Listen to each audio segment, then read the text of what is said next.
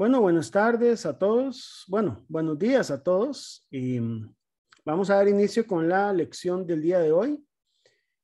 Tal vez algunos anuncios por ahí. El primero es que les dejé la tarea número 3. La subí el viernes un poquillo atrasada por ahí, así que les solicito disculpas para compensarla. Entonces, las 2 semanas las vamos a contar a partir de ese día viernes que yo les dejé la tarea. Entonces, para que la vayan trabajando por ahí, ¿verdad? Cualquier duda, cualquier cosa, ahora a las 2 de la tarde, a partir de las 2, yo voy a estar en consulta y si no, probablemente ahí durante la tarde o en estos días me pueden ustedes contactar con toda confianza.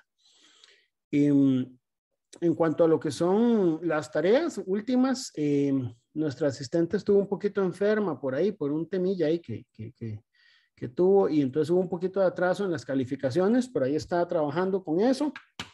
Me parece que ya prácticamente las tiene calificadas, si no es que ya están calificadas. Los exámenes estoy en proceso de calificación, ya algunos de ustedes yo les he enviado un mensaje ahí para que lo vayan viendo, pero todavía me faltan calificar algunos, chicos. Entonces, les voy a pedir que me den entre hoy y mañana para terminar de calificarlos todos, ¿verdad? En general están bien, yo siento que está bien, ¿verdad? Pero sí les califico todos los detalles para que hagan los ajustes para el segundo parcial respectivo, ¿verdad? En cuanto al tema de estimación de incertidumbres, hoy quisiera que viéramos algunos ejemplos de aplicación del tema de estimación de incertidumbres que les puede servir para que ustedes puedan enfrentarse sin ningún problema a lo que es la tarea que yo les envié. Entonces, la idea es darles un poco más de herramientas para que ustedes puedan enfrentarse a lo que es el tema de estimación de incertidumbres. Yo les dejé por ahí un documento que es muy importante, que es el cálculo de incertidumbre por resolución y apreciación. Eso es fundamental, sobre todo en las próximas magnitudes, temperatura y dimensional, donde vamos a tener que hacer apreciaciones de instrumentos, resolución digital y analógico de un instrumento. Entonces, necesito que ese documento sí lo lean bien, ¿verdad? Porque uno de los temas que yo siento que a veces da un poquito de problemas es precisamente el tema de incertidumbre por resolución. Entonces, específicamente de ese tema les preparé ese documento y yo creo pues que es básicamente un conjunto de ejemplos de cómo poder tratar la incertidumbre por resolución, ¿verdad? No sé si hay alguna pregunta antes de empezar. Profe, la próxima semana es la que tenemos que ir presencial, ¿verdad? La próxima semana es la que hay que ir ya presencial con lo de los laboratorios, ¿correcto? Exactamente, eso es un buen punto ahí, ¿verdad? Yo pensaba enviarles un recordatorio, pero entonces para que ustedes también lo sepan por ahí. Yo voy a estar colaborando también, yo voy a estar ahí con lo que es el tema también de los laboratorios, ¿verdad? Entonces nos vamos a ver ahí presencialmente, si Dios quiere y las cosas salen bien, ¿verdad? Esperemos que así sea, ¿verdad? Ha costado un poco el retorno a actividades presenciales, pero yo creo que este esfuerzo hay que hacerlo, ¿verdad? Yo creo que hay que hacerlo, por lo menos en algunas actividades que seleccionamos para este semestre. Más bien les pregunto, ¿ustedes no tienen exámenes este semestre que sean presenciales, señores o señoritas? ¿Cómo estamos con eso? En mi caso no, profe, pero yo sí sé que hay otros cursos que sí están llamando a convocando presencial. Ok, En, perfecto. en Sólido 2 hay examen el viernes presencial. Ah, ok, perfecto, perfecto. Sí, es que yo creo que ya se están dando aperturas, ¿verdad? Y justamente del decanato ya me llegó a mí el comunicado de que ya se pueden hacer exámenes presenciales. En este curso no vamos a hacer exámenes presenciales, ¿verdad? Por un tema de riesgo, más que todo, no creo que valga la pena, obviamente. Pero es posible que ya el próximo año hayan aperturas graduales, ¿verdad? Yo creo que eso es bueno hasta cierto punto, ¿verdad? Pero bueno, vamos a ver qué pasa. Bueno, entonces, no sé si hay alguna otra pregunta, aparte de lo del laboratorio, la próxima semana que es presencial.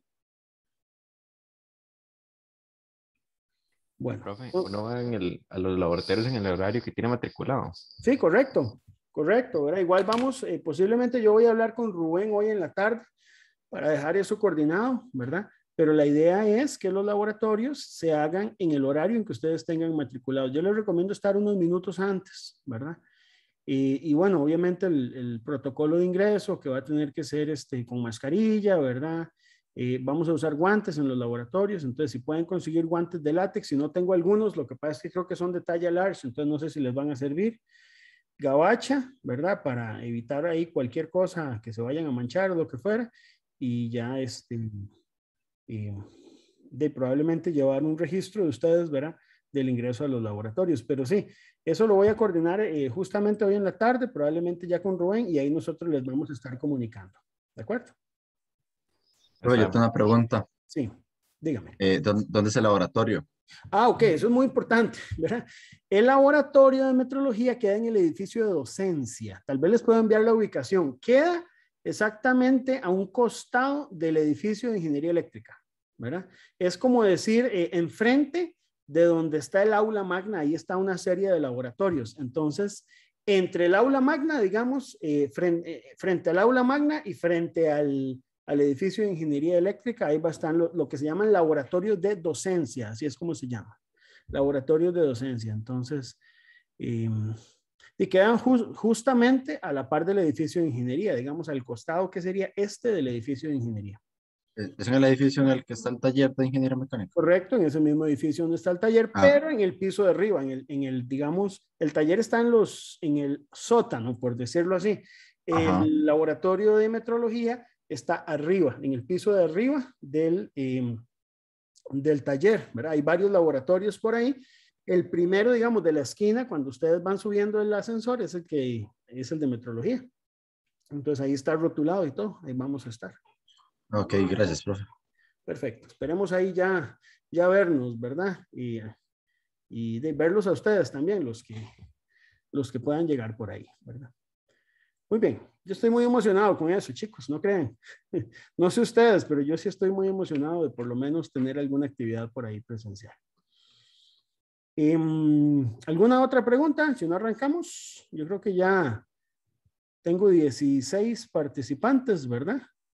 Entonces, igual yo sé que algunos se conectan después y ven el video porque yo lo grabo, ¿verdad? Por cualquier cosa. Pero yo creo que ya tenemos una afluencia buena para poder iniciar la clase de hoy. Bueno, chicos, la clase de hoy es básicamente resolver algunos ejemplos del tema de estimación de incertidumbres.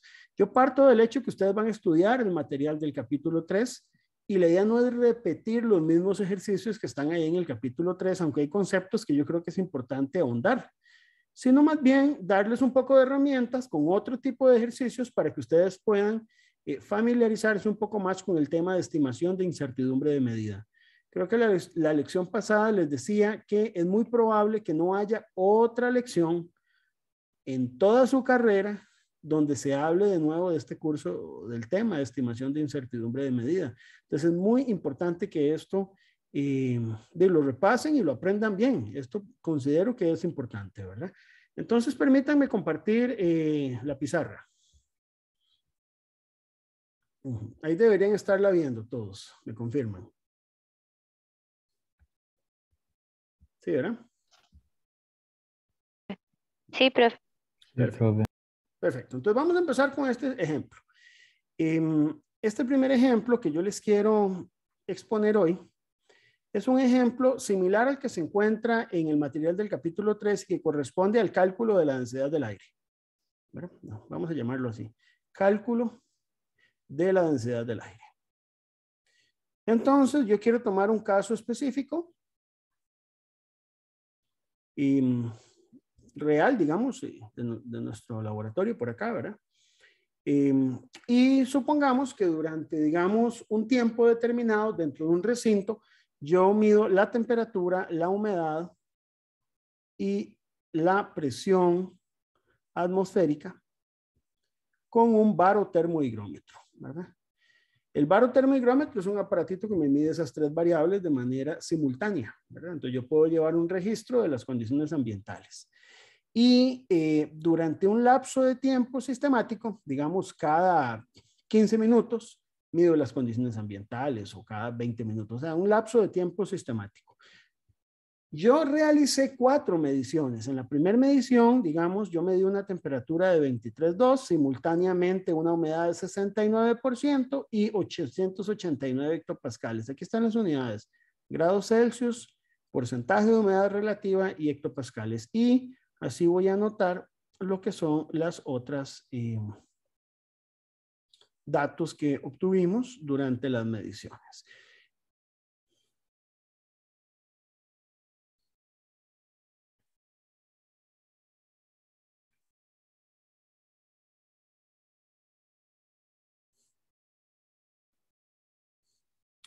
Bueno, entonces les comento, se midieron esas 4 condiciones ambientales y entonces hay formas para poder calcular la densidad del aire.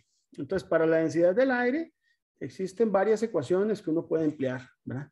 Ese es un tema que realmente hay mucha información. Está la ecuación de Boyle-Marriott, está la ecuación del CIPM normal, que es la que les viene ahí en el material del capítulo 3. Está la del CIPM versión exponencial, que es la que vamos a ver ahora. Y hay otra que es súper más completa, que incluye otro montón de variables más. Nosotros vamos a utilizar una ecuación que se usa mucho en metrología industrial, que es esta, que es que la densidad del aire es 0,348 por P menos 0,009 por la humedad relativa expresada como un número entre 0 y 100 por el número neperiano E elevado a la 0,061 por T y todo esto dividido entre 273,15 más T. Esto es la ecuación del CIPM en versión exponencial, ¿verdad? Muy bien, entonces, esta ecuación es una ecuación, pero no es la única que existe, ¿verdad? De hecho, existe una incertidumbre relativa asociada a esta ecuación, que sería la incertidumbre estándar que usted tendría si aplica esta ecuación en cualquier caso, ¿verdad? Que es de 2,4 por 10 a la menos 4. ¿Qué significa eso? Que hay una incertidumbre relativa. No importa cuál sea la densidad que usted calcule, si quiere saber la incertidumbre estándar, o sea, la desviación estándar asociada al uso de esta misma ecuación, multiplique la densidad por 2,4 por 10 a la menos 4 y eso le va a dar a usted la incertidumbre por ecuación. Muy bien. Ahora, aquí vamos a hacer algunas cosas, señores. Yo voy a calcular los promedios, pero vamos a ir con cuidado, porque yo aquí puedo calcular varios promedios, ¿verdad? Podríamos calcular, por ejemplo, un promedio para la temperatura. Podríamos tener aquí 23,45 grados Celsius. Ese es el promedio de esas 4 temperaturas. 65,75% sería el promedio de las humedades relativas y 888,5 hectopascales el promedio de las presiones. Entonces yo podría pensar lo siguiente, y esto es importante tenerlo claro. A mí se me podría ocurrir introducir esta temperatura aquí en la ecuación, porque esta ecuación, digamos, de densidad del aire, vale la pena aclarar que la temperatura debe estar en grados Celsius, la presión en hectopascales y la humedad relativa como un porcentaje entre 0 y 100. Entonces puedo sustituir simplemente los valores de T, o sea, temperatura, H, humedad, P, presión y obtengo la densidad del aire. Eso es una opción. Pero también tengo lo siguiente, mucha atención. Yo podría tomar este primer conjunto de valores que están acá, los que tomé en el instante primero, y calcular una densidad del aire en kilogramos por metro cúbico para ese conjunto de valores, ¿verdad? Entonces yo podría calcular para cada uno de estos 4 valores una densidad del aire y promediar el valor de esas 4 densidades del aire. ¿Cuál de los 2 enfoques será el más adecuado? ¿Cuál enfoque, verdad? Porque sería muy fácil simplemente calcular aquí una única vez la densidad del aire con estos 3 valores. Pero el hecho de que sea más fácil no quiere decir que sea correcto. El tema es que esta función de medición que yo tengo aquí no es lineal. Entonces no es lo mismo sustituir los promedios que promediar los valores de cada uno de los ciclos. Y sobre todo que estos ciclos tienen correlación entre sí. ¿Qué quiere decir eso? Que la temperatura, humedad y presión que tenemos acá están correlacionadas en el sentido de que fueron medidas en el mismo instante de tiempo. ¿Verdad? Entonces, promediar, digamos, estos valores y calcular una única densidad del aire no es el enfoque más adecuado. Entonces, ¿qué tenemos que hacer? Tenemos que calcular una densidad para cada conjunto de datos, en este caso particular. Si los datos de temperatura, humedad y presión fueran independientes entre sí, sí podríamos calcular una única densidad a partir de los promedios, si son independientes. Pero si no lo son, lo correcto es que para cada conjunto de datos calculo una densidad. Entonces, si usted aplica esa fórmula, obtiene los siguientes valores de densidad del aire. Voy a anotárselos por acá.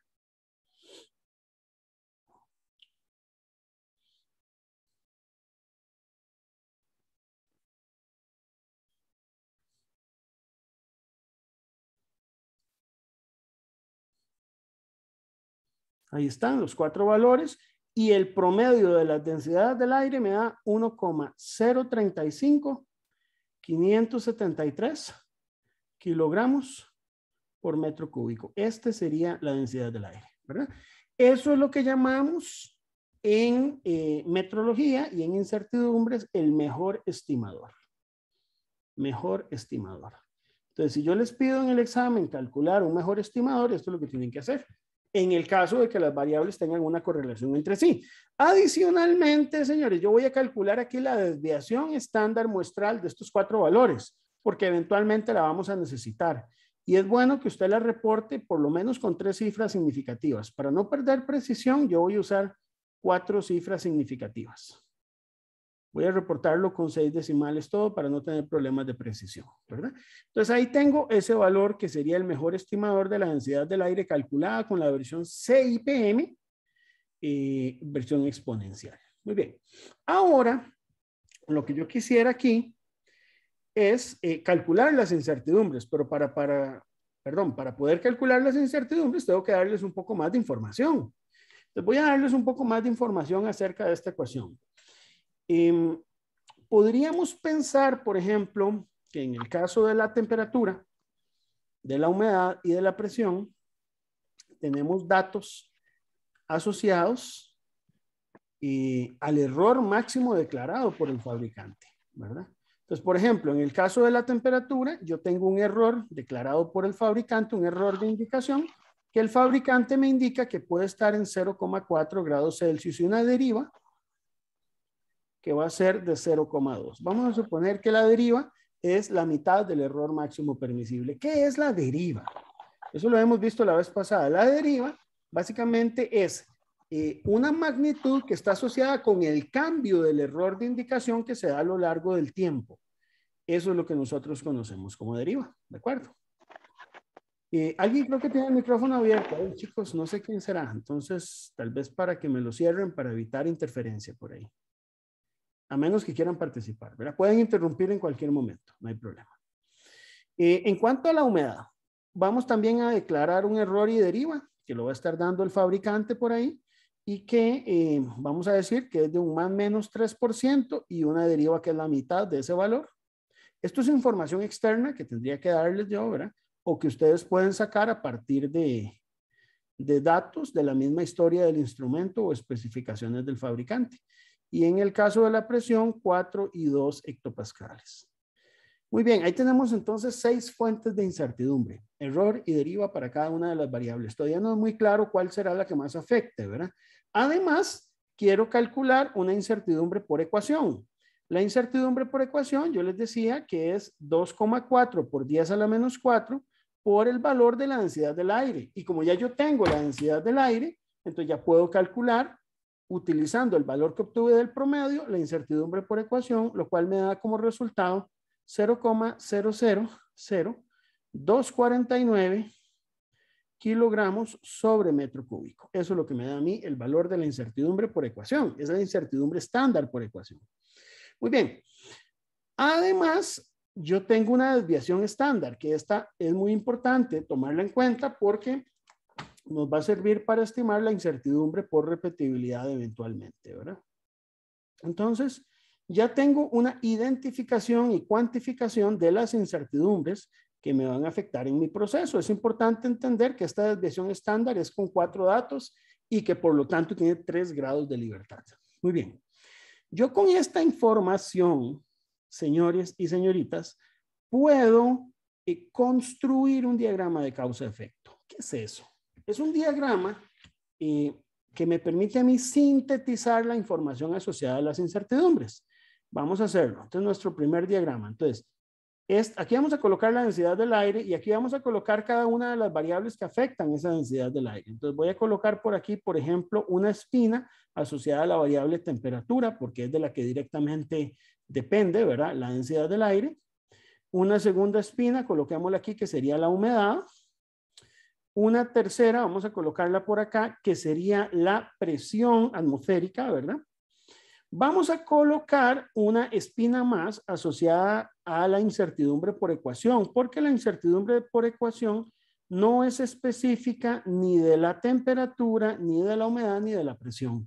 Y además quiero introducir aquí una incertidumbre asociada a la repetibilidad.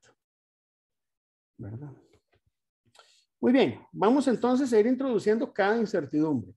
Por ejemplo, en el caso de la temperatura, yo podría hablar de que existe una incertidumbre por error de indicación, y que sigue una distribución rectangular. ¿Por qué sigue una distribución rectangular? Porque no tengo más información que un más menos. Cuando usted se le da un más menos, cuando yo digo que el intervalo de variación de una fuente de incertidumbre es un más menos 0,4 grados Celsius, implica que eso sigue una distribución rectangular. No tengo información adicional. Si no fuera rectangular, tendrían que haberme dado alguna otra información. Tendrían que haberme dado explícitamente cuál es el factor de cobertura, si fuera normal, o haberme dicho considérese como una distribución triangular. Pero como no tengo información, solo tengo el más menos del fabricante, tengo que tomarla como una distribución rectangular. ¿De acuerdo? Y este error, entonces, va a ser de más menos 0,4 grados Celsius y va a ser una de las incertidumbres que afecten la temperatura junto con la deriva, que la deriva también la vamos a considerar rectangular y vamos a anotar aquí el valor de 0,2 grados Celsius. Muy bien. Lo mismo vamos a hacer con la humedad. La humedad entonces tiene un error que sigue una distribución rectangular de más menos 3%, una deriva también rectangular de 1,5%. Lo mismo en presión, ¿verdad? Rectangular. Vamos a decir que es más menos 4 hectopascales. Y lo que es deriva, vamos a decir que es de más menos 2 hectopascales. Muy bien. No siempre esa es la información que nosotros disponemos de temperatura, humedad y presión. A veces lo que se dispone es una incertidumbre por calibración, si hay un certificado de calibración previo. Entonces, si es así el caso, usted podría incluir la incertidumbre propia de la calibración del certificado, ¿verdad?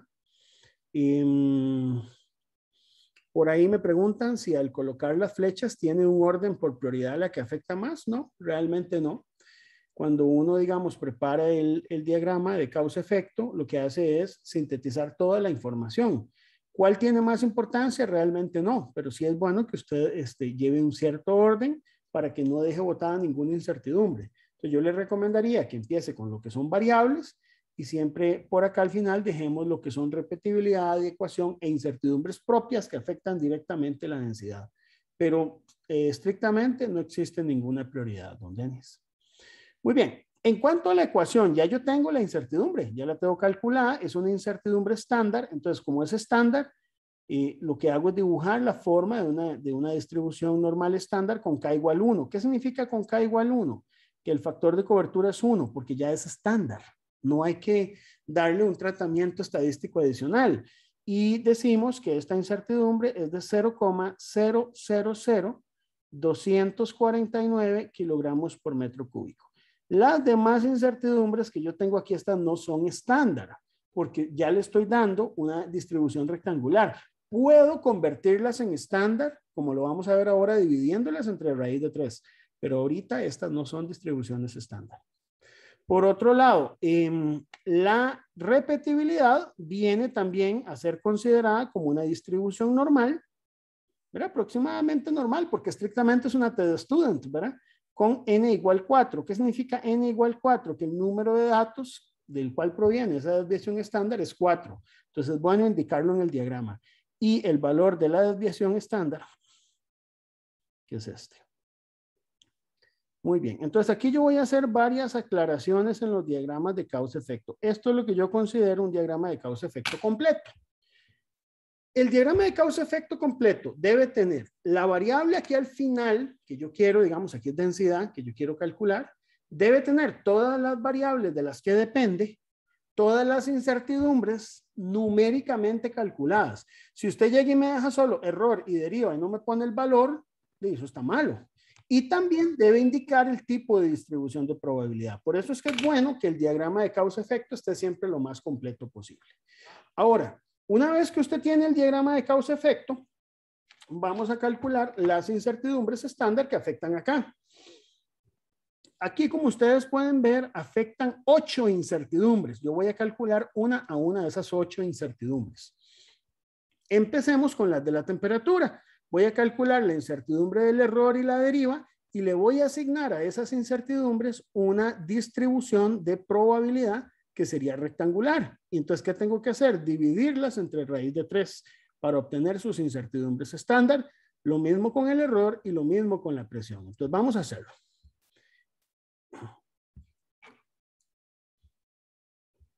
Entonces, empecemos con la incertidumbre del error asociada a temperatura. Entonces, decía que es más menos 4 grados Celsius. Entonces, ustedes van a escribir, ya no hace falta el más menos, 0,4 grados Celsius entre raíz de 3 por ser distribución rectangular. Y eso nos da a nosotros 0,231 grados Celsius. Esta es la incertidumbre estándar. Lo mismo hago con la deriva. Entonces, voy a llamar la deriva simplemente D, por efectos de lápiz, ¿verdad? Entonces, esto sería simplemente dividir 0,2 grados Celsius entre raíz de 3 y tengo la incertidumbre estándar asociada a la deriva. Estas incertidumbres repórtenlas con al menos 2 cifras significativas. Luego, como estas dos están asociadas a la temperatura, usted las puede sumar y sacar la incertidumbre asociada a la temperatura. Pero esa suma debe ser geométrica porque las incertidumbres se suman como si fueran varianzas, no como si fueran desviaciones estándar. Entonces, esto, usted para sumarlo tiene que elevar cada una de estas dos al cuadrado. Muy bien, el valor que usted obtiene aquí es 0,258 grados Celsius, que sería el valor de la incertidumbre asociada a las temperaturas, a las dos incertidumbres asociadas a la temperatura. Esto mismo vamos a hacer para humedad y presión. Entonces, calculo la incertidumbre del error de la humedad y la incertidumbre de la deriva de la humedad, tomando los valores que yo tenía en el diagrama de causa-efecto, que era 3% entre raíz de 3 y 1,5% entre raíz de 3. Esto nos da entonces 1,732% y 0,866%.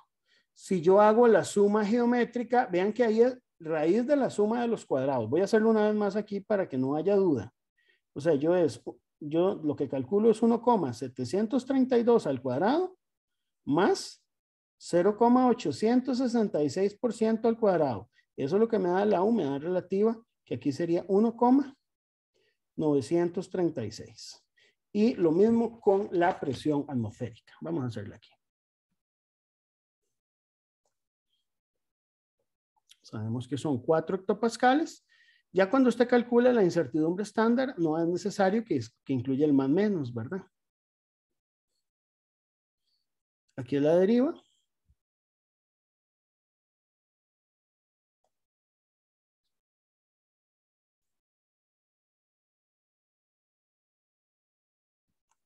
Muy bien. Y aquí la incertidumbre va a ser la suma de los cuadrados de esas dos.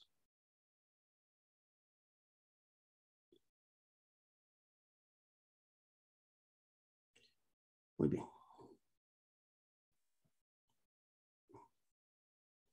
Entonces, hasta el momento tengo calculadas 6 incertidumbres. 6 incertidumbres, ¿verdad? Vamos a calcular ahora la incertidumbre por ecuación. Voy a hacerla en otra hoja nueva. La incertidumbre por ecuación no hay que calcularle gran cosa, porque ya vimos que era simplemente 2,4 por 10 a la menos 4 por la densidad. Y como ya habíamos calculado un promedio de la densidad, con ese fue que habíamos obtenido el valor que habíamos sacado precisamente del diagrama de causa-efecto.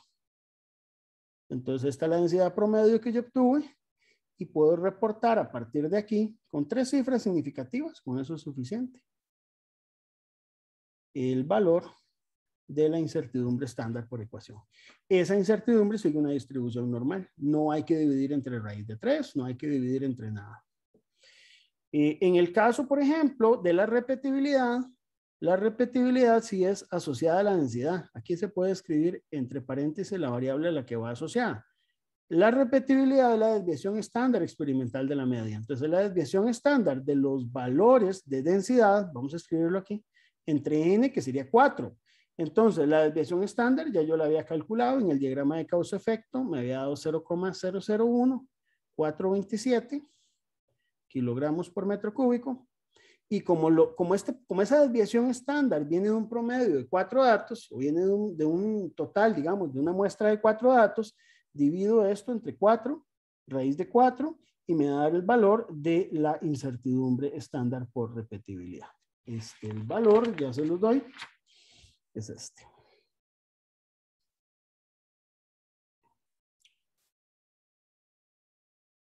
Este valor es muy importante saber algo, ¿verdad? Y es que esto vamos a considerar que tiene un número de grados de libertad de 3. ¿Por qué 3? Porque es uno menos que el número de datos del cual proviene la muestra, ¿verdad?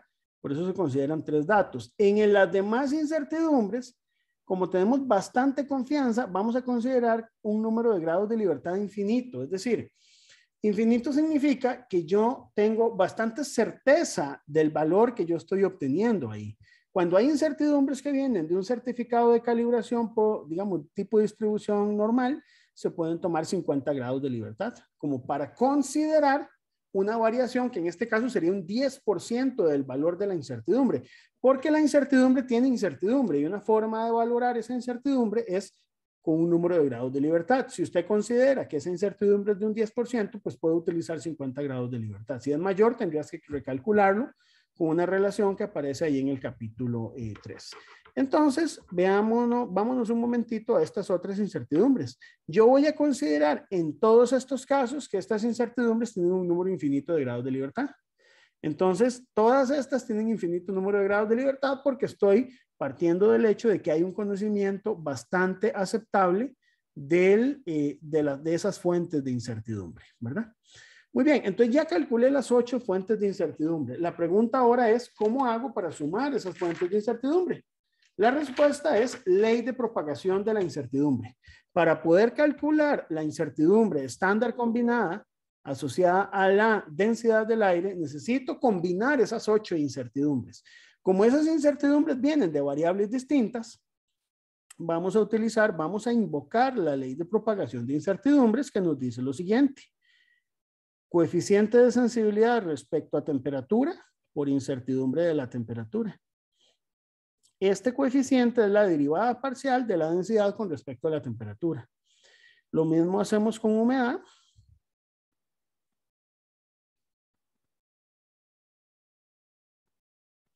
Lo mismo hacemos con presión.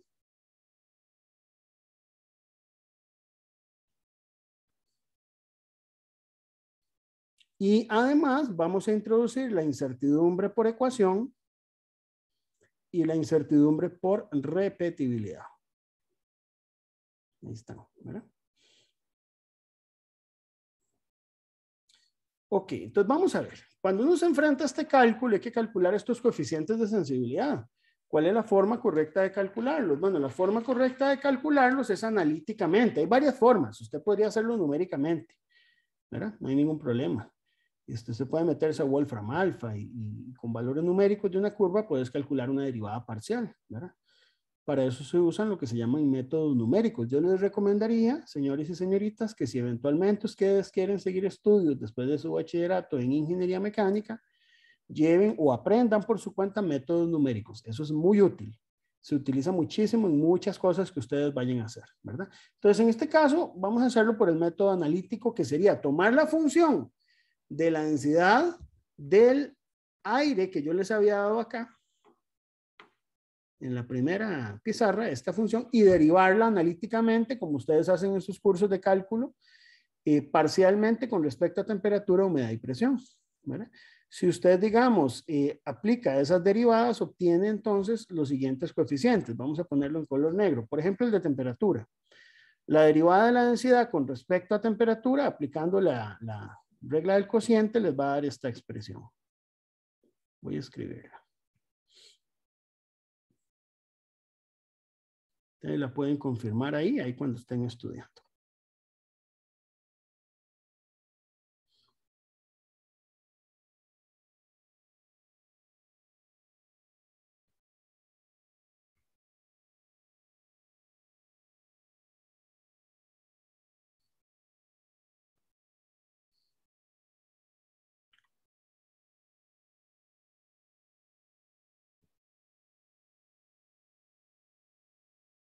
Muy bien, entonces todo esto dividido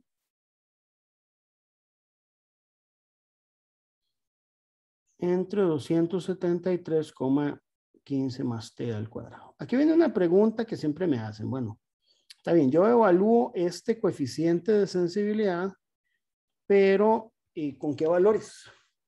Yo tengo varias humedades, temperatura y presión, ¿verdad? Entonces se evalúa con los valores promedio de presión, temperatura y humedad. Es decir, de todos los valores que usted tomó, tome el valor promedio, ¿verdad? Eso es lo que la guía de estimación de incertidumbres GUM nos dice.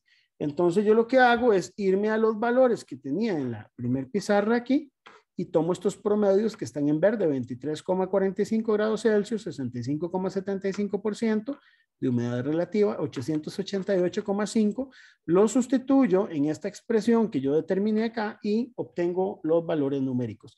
Los coeficientes de sensibilidad, señores y señoritas, tienen unidades, así que no me los pueden dejar adimensionales, ¿verdad? O sea, si lo dejan así está malo. ¿Qué unidades tiene esto? Son unidades de densidad entre unidades de temperatura. Entonces es kilogramo entre metro cúbico por grado Celsius, ¿verdad? Este sería el coeficiente de sensibilidad que usted va a sustituir aquí, con la incertidumbre estándar combinada de la temperatura. Este mismo proceso usted lo puede repetir para las otras dos variables. Entonces, si usted calcula, por ejemplo, el coeficiente de sensibilidad con respecto a humedad, eso es mucho más fácil de calcular. Yo voy a escribir aquí la expresión analítica, que es esta.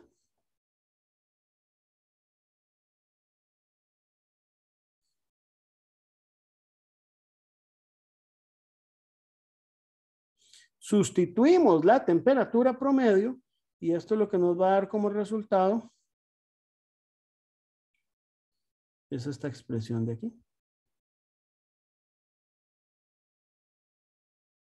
Muy bien. Y hacemos lo mismo en presión.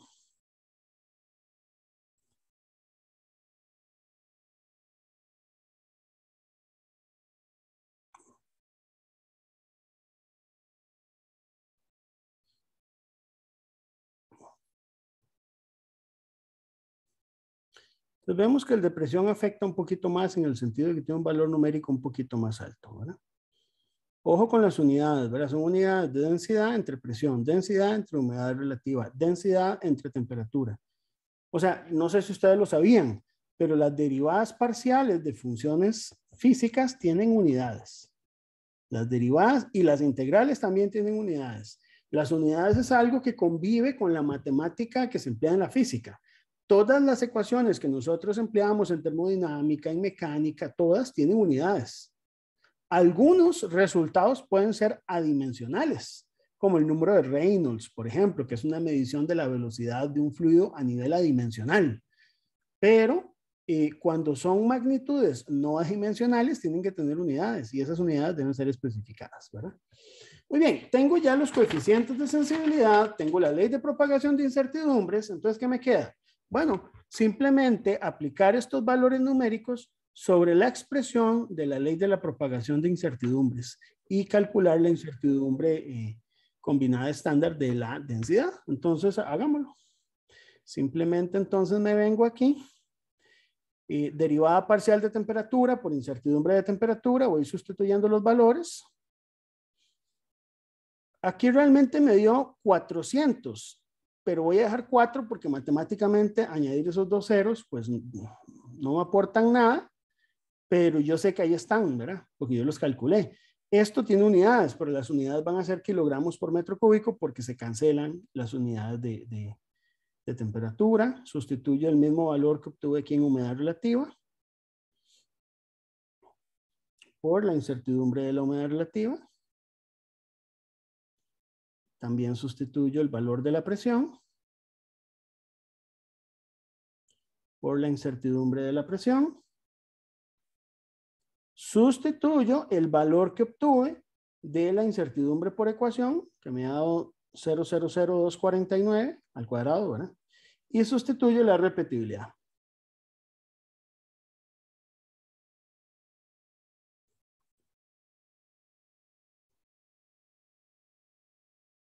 Muy bien. Voy a calcular por separado cada término porque quiero ahí hacer una anotación al respecto, ¿verdad?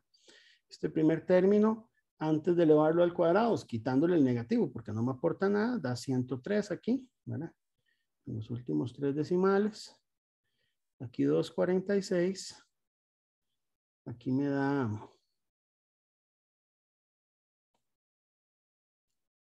así, ¿verdad? Un poquito más grande. Ven que da una orden de magnitud mayor.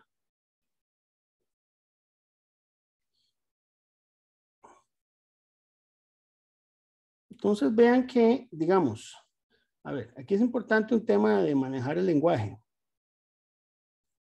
Por ejemplo, este primer término que da 0,000103 se conoce con el nombre de contribución a la incertidumbre por temperatura, por el efecto de temperatura. Es decir, la incertidumbre asociada a la temperatura me afecta en esta porción a la incertidumbre combinada estándar. Y esta sería la combinación, digamos, este sería el efecto que produce la humedad relativa sobre la incertidumbre estándar, la presión sobre la humedad, sobre la densidad, ¿verdad? Digamos, el efecto que la presión produce o que contribuye a la incertidumbre estándar. Este sería el de ecuación y este sería el de repetibilidad. Como podemos ver, evidentemente, el de la presión es el que afecta más. Y esto tiene unidades, ¿no? O sea, no hay que olvidarlo. Esto está en unidades del sistema internacional, kilogramos entre metro cúbico. Entonces, esto me da como resultado 0,003,136. Tal vez estoy usando un número exagerado ahí de cifras, pero bueno. ¿Qué obtengo o qué conclusión saco yo de esto? De que la incertidumbre que parece estar predominando más podría ser la presión, ¿verdad? Pero las otras aportan un poquito más por ahí, ¿verdad? Entonces uno podría ir a realizar un análisis del cumplimiento del teorema del límite central. Y vemos que hay una incertidumbre por repetibilidad aquí al final. Pero bueno, ¿cómo sé yo cuánto afecta o no? Ya vamos a ver. Cuando usted tiene esta incertidumbre, esta es la incertidumbre estándar de la densidad del aire. Y cuando usted en esa incertidumbre tiene incertidumbres, digamos, que pudieran ser importantes, que no son despreciables, una repetibilidad que no es despreciable, usted puede entonces calcular lo que se llama el número efectivo de grados de libertad. Entonces vamos a explicar qué es eso. El número efectivo de grados de libertad es una ecuación, que es la ecuación de Welch-Satterthwaite, que me dice a mí que yo puedo colocar aquí la incertidumbre a la cuarta potencia de la densidad y dividirla entre lo siguiente. Sería la incertidumbre, digamos, a ver, voy a escribirla de esta manera. Es la incertidumbre a la cuarta potencia de la incertidumbre por repetibilidad dividido entre n-1, que n-1 sería el número de grados de libertad de esa incertidumbre. Como esa incertidumbre proviene de 4, digamos, datos, el número de grados de libertad que tiene es 3. Van a haber otras contribuciones. El problema con esas contribuciones es que todas son de un número infinito de grados de libertad. Entonces, no vale la pena incluir, digamos, dentro de esta ecuación esos grados de libertad. Entonces, ¿por qué? Porque donde usted divide entre infinito, eso le va a hacer 0, ¿verdad? Eso está ahí explicado en el material del capítulo 3. Entonces, en este caso, solo vamos a considerar los grados de libertad de la repetibilidad. Sustituimos la incertidumbre estándar combinada.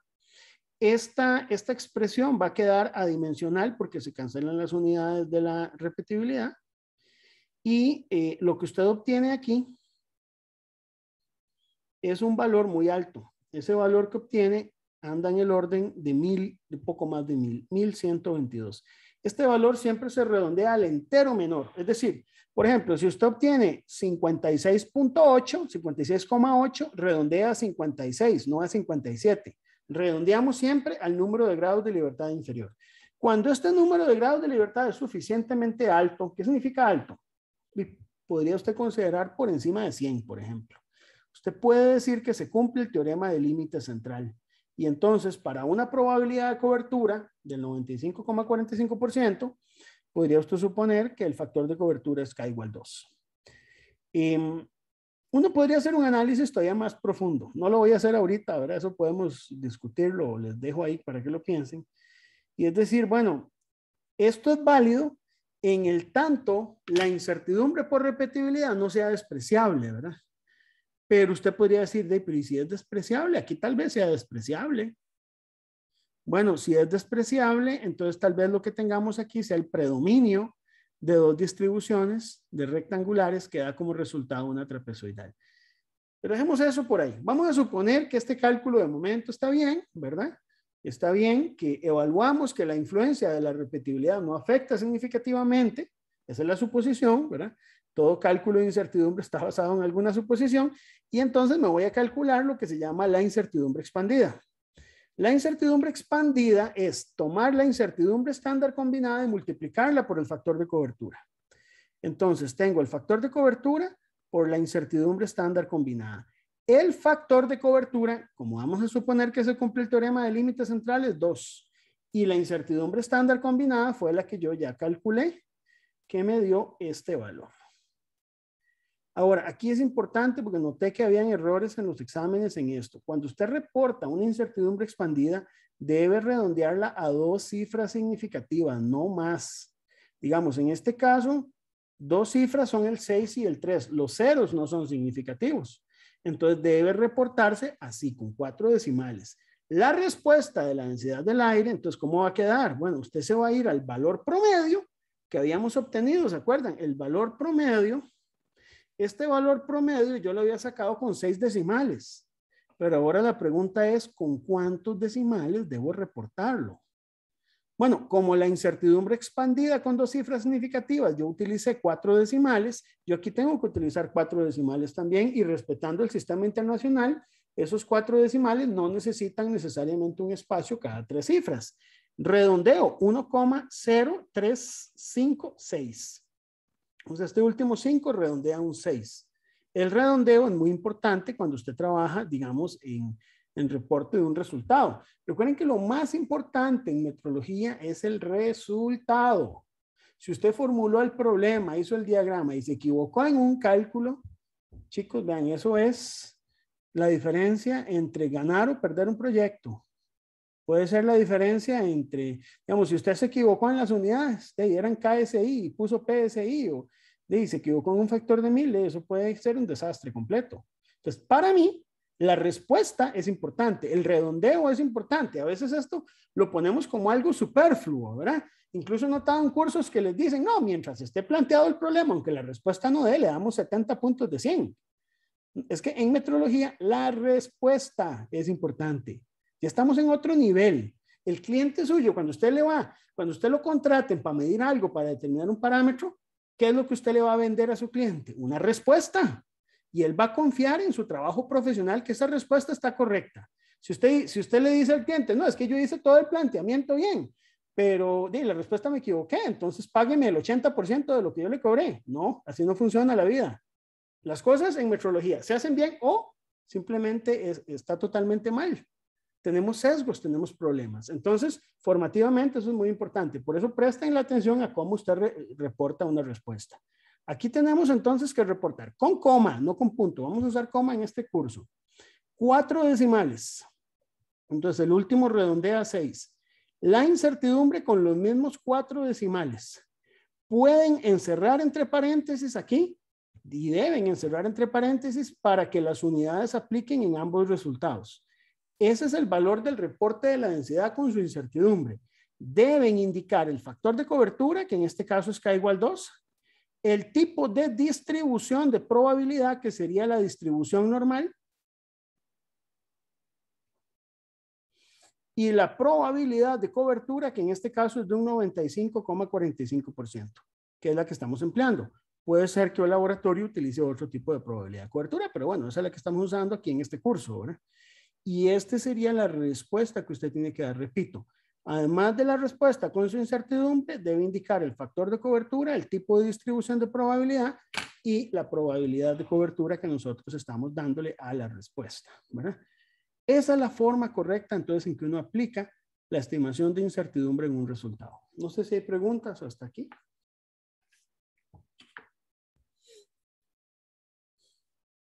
¿Está bien? Bueno.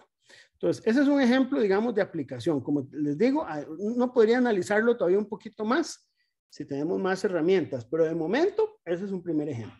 Quiero que veamos este segundo ejemplo, chicos. Este ejemplo está basado en un problema que yo les dejé, creo que fue en la tarea 1, pero que quiero retomar aquí para que nos quede con un poquito más de criterio. Este ejemplo 2 es el ejemplo correspondiente a la aceleración de la gravedad.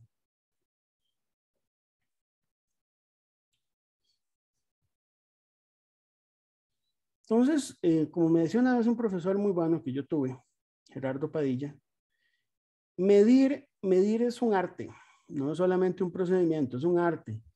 Y obviamente ese arte implica hacer esfuerzos para hacer las cosas bien, ¿verdad? Y uno debe asumir las responsabilidades cuando no salen bien, ¿verdad? También. Entonces, yo quiero retomar el ejercicio en el cual queríamos calcular, por ejemplo, la gravedad local en el taller de ingeniería mecánica, ¿verdad? Para eso voy a partir de alguna información, ¿verdad? Voy a suponer, para efectos de este ejemplo, que la ubicación donde está el laboratorio de metrología, donde vamos a hacer las pruebas, está en una latitud de 9 grados, 56 minutos, 12 segundos, ¿verdad? Esa es la ubicación. Que esta ubicación incluso se puede pasar a grados simplemente dividiendo 56 entre 60 y 12 entre 3600, ¿verdad? Entonces ya con eso usted podría pasar esto a grados. Eso nos da, es bueno usar 6 cifras significativas al menos, no sean tacaños, ¿verdad? Hay gente que me ponía en los exámenes 9,94. Chicos, esto es metrología, no es mecánica 1, ¿de acuerdo? Esto es metrología. En metrología usted hace esfuerzos para que los mensurandos queden bien, ¿verdad? Y podríamos pasarlo a radianes. ¿Cómo pasamos eso a radianes? Multiplicando por pi entre 180, ¿verdad? Y podríamos reportarlo con unas 6 cifras significativas al menos. Bueno, entonces usted tiene ahí el valor de la latitud. Antes, digamos, yo me acuerdo cuando yo empecé a aprender esto de metrología, ya por el año 2007, 2008, había gente que consideraba incertidumbre por redondeo, se puede considerar. Cuando usted, digamos, no usa las cifras significativas suficientes, usted quisiera redondear ahí a 5 o 6 cifras, entonces hay una incertidumbre por redondeo. Mi visión es que utilice la mayor cantidad de cifras para que la incertidumbre por redondeo sea poco significativa respecto a las demás fuentes de incertidumbre. Por eso yo insisto en utilizar una precisión en los mensurandos suficientemente buena. Y vamos a suponer que yo realicé una medición de la altura ortométrica con un GPS en algún momento ahí y me dio 1225 metros. Para efectos del problema, vamos a hacer algunas consideraciones. ¿Cuáles son las consideraciones? Bueno, que la resolución con la que yo medí aquí, la resolución es de 1 segundo y aquí es de 1 metro. Y que esas son las fuentes de incertidumbre que yo voy a considerar nada más. ¿Son las únicas que hay? No, y tal vez no. Tal vez podrían haber más fuentes de incertidumbres. Podríamos considerar la incertidumbre del satélite en esa área. ¿Cuánto es el nivel de precisión que tenemos en esa área a la hora, digamos, de utilizar, no sé, Google Earth o lo que fuera, ¿verdad? Podríamos considerar incertidumbres por la definición del punto en el cual yo estoy calculando la gravedad local, ¿verdad? Podríamos considerar incluso incertidumbres por el hecho de que tal vez el punto en el que está en el laboratorio no está exactamente la gravedad en el piso, sino un poquito más alta. Entonces puede ser que la gravedad sobre una mesa sea diferente a la que tenga sobre el piso. O si hay una grada, por ejemplo, entonces cambia ahí el valor de la aceleración de gravedad. Es interesante que en los microgravímetros usted mide en el segundo piso de un edificio y en el primero, y te miden diferente. Entonces usted puede empezar a medir, ¿verdad? Ese tipo de cosas. Incluso la gravedad local no es la misma en el día, puede cambiar. ¿Por qué? Porque la posición de los astros, digamos, la posición de la luna, la posición del sol, hace que haya mareas terrestres. Y eso puede hacer que suba unos cuantos centímetros la Tierra. Se cree que anda como en 40 centímetros, más o menos la variación respecto al centro de masa. Entonces eso hace que se modifiquen las masas continentales y entonces usted tenga variaciones en la gravedad local. Bueno, usted ya podría resolver ese problema por ahí, pero vamos a tomar este problema en este orden. Vamos a tomar lo que se llama el modelo de juguete o el toy model para poder hacer una primera estimación de incertidumbre. Si usted no está conforme, puede mejorar el modelo, ¿verdad? Y entonces hacemos los ajustes. Pero para efectos de este modelo vamos a considerar solo esas 2 incertidumbres, ¿verdad? Insisto, no digo que son las únicas que hay, pero bueno, son las que vamos a considerar en este cálculo.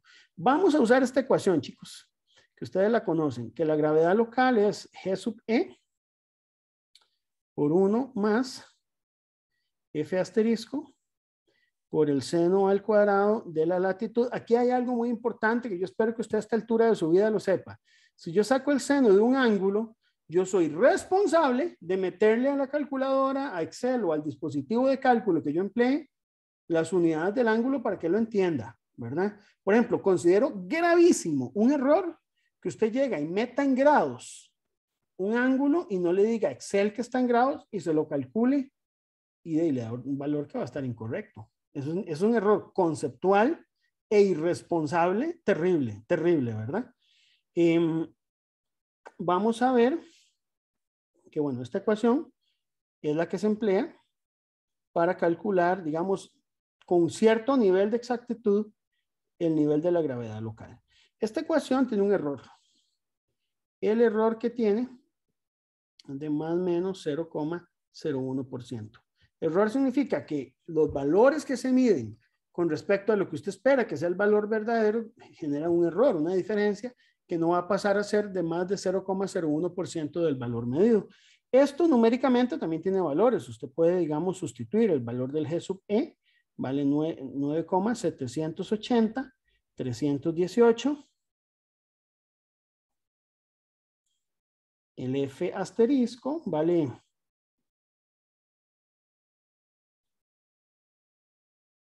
esto, ¿verdad? El F4 vale este valor.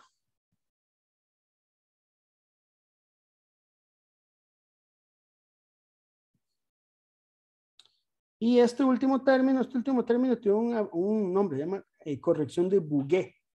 Esa corrección de Bouguer, que depende de la altura ortométrica, ¿verdad? Tiene un valor de 3,086 por 10 a la menos 6 por la altura, ¿verdad? La altura debe ser reportada en metros, eso sí, para que ese valor ahí sea correcto. Muy bien, entonces vamos a hacer el diagrama de causa-efecto y calcular la incertidumbre asociada a esta gravedad local. Para ello, entonces, permítanme hacer lo siguiente. Yo voy a escribir aquí la gravedad local. Vamos a ver cuáles fuentes de incertidumbre afectarían. De momento, vamos a considerar, por ejemplo, la asociada a la latitud y la asociada a la altura ortométrica, H, ¿verdad? Y además, como no tengo incertidumbre de repetibilidad, nada más incluyo aquí la incertidumbre por ecuación, ¿verdad? Entonces, el error por ecuación. Usted le puede poner ese nombre, el error por ecuación. Y, bueno, ¿qué valores? Ya dijimos que aquí vamos a tomar en cuenta la incertidumbre por resolución. Esa incertidumbre por resolución es de 1 segundo. Y aquí la incertidumbre va a ser de 1 metro, ¿verdad?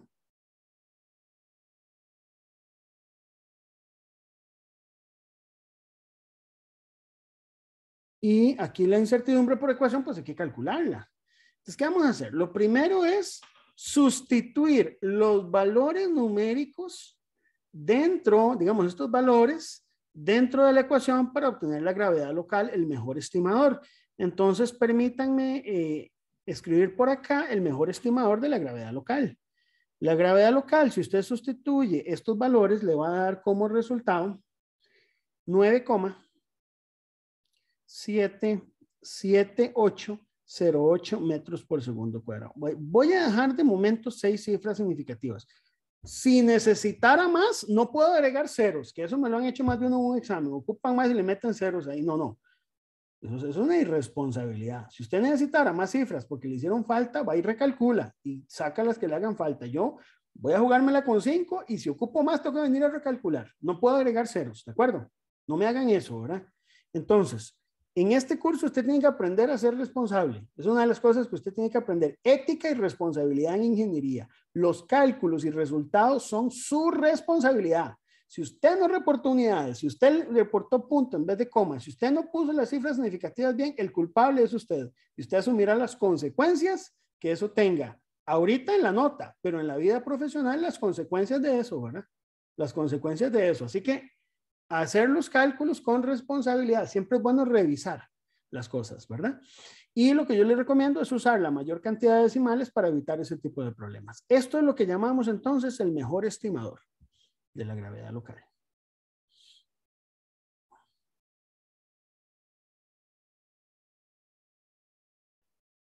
Muy bien.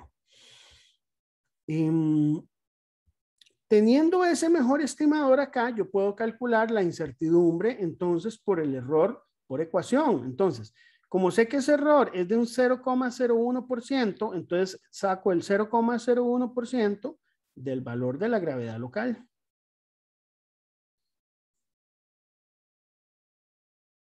Ahí está, ¿verdad?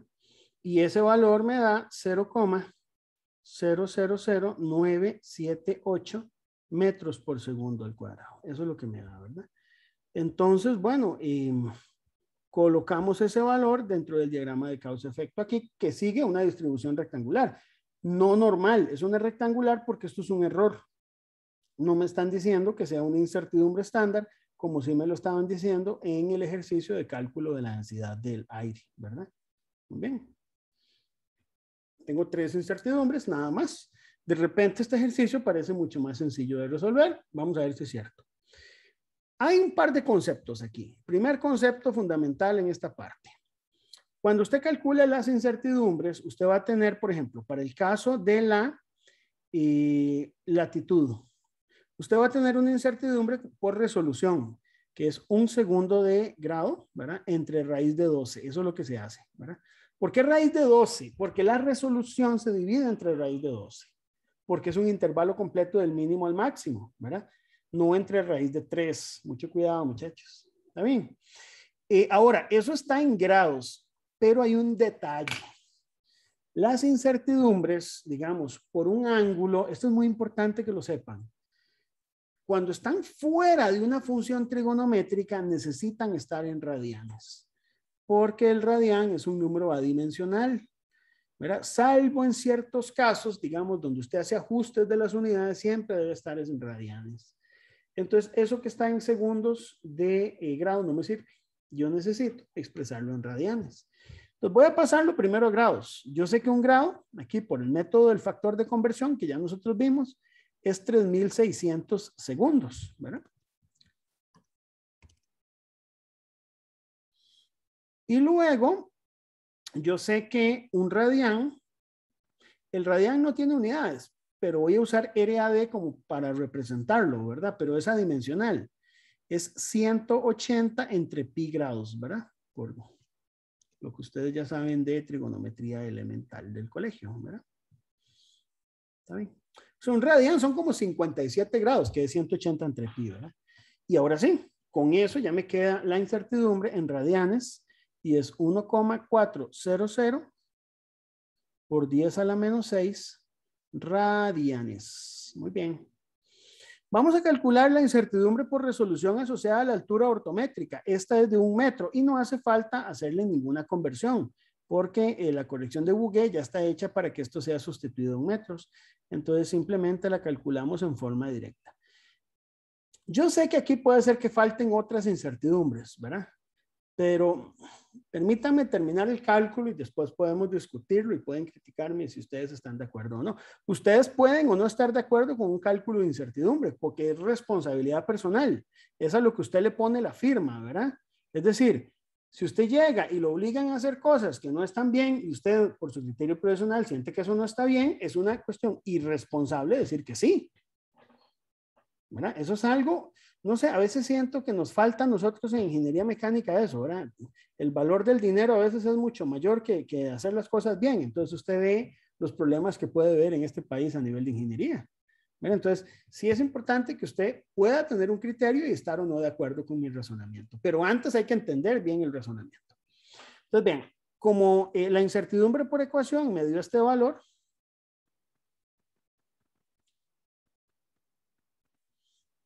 y lo divido entre raíz de 3, pues obtengo digamos, la incertidumbre estándar combinada, asociada y a la gravedad local. Muy bien.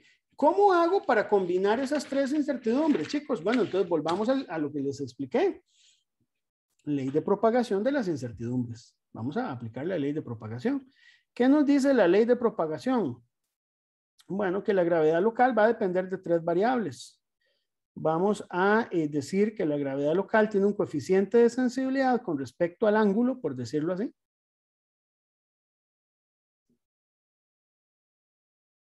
Con respecto a la, digamos, a la latitud sería, ¿verdad? No al ángulo, a la latitud, ¿verdad? A la altura ortométrica, ¿verdad? Y a la ecuación. O al error de ecuación, no sé cómo llamarlo, llamémoslo así. Muy bien. Eso implica calcular 3 coeficientes de sensibilidad. Entonces vamos a calcularlos.